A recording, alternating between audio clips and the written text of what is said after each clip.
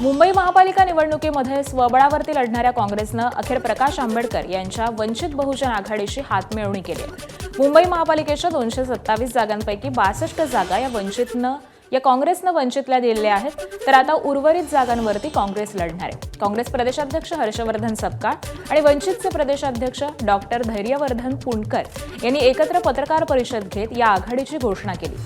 तर ही आघाडी म्हणजे नवी राजकीय सुरुवात असेल अशी घोषणा देखील यावेळी दोन्ही पक्षांनी केली। सोबतच भाजपला हरवण्यासाठी आम्ही एकत्र असल्याची प्रतिक्रिया या दोन्ही पक्षांनी दिली आहे। तर दरम्यान या आघाडीच्या घोषणेवेळी काँग्रेसच्या मुंबई अध्यक्षा वर्षा गायकवाड या उपस्थित नव्हत्या, मात्र आघाडीला त्यांची संमती आहे अशी प्रतिक्रिया सपकाळ यांनी दिली आहे।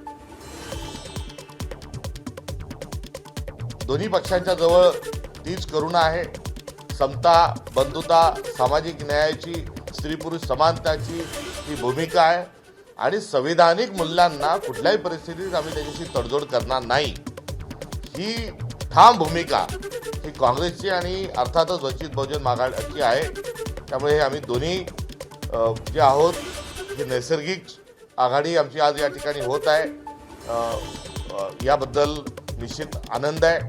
खरं तर दादा 2014 मध्येच हा योग घडून आला असता तर देशाच्या आणि महाराष्ट्राच्या मानगोटीवर भाजप बसलं नसतं, पण आज ही एक नवीन सुरुवात झाली आहे। नक्कीच भाजपला रोखण्यासाठी हा जो निर्णय पक्षाच्या वतीने घेण्यात आला आहे, भारतीय जनता पक्षाच्या जातीवादी आणि देशविघातक अशा या विचारसरणीच्या पक्षाला रोखण्यासाठी ही एक पाऊल वंचित बहुजन आघाडीच्या वतीने उचलण्यात आलेलं आहे।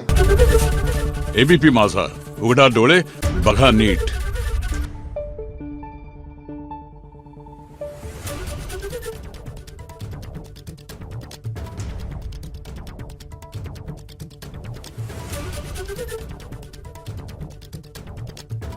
Thank you.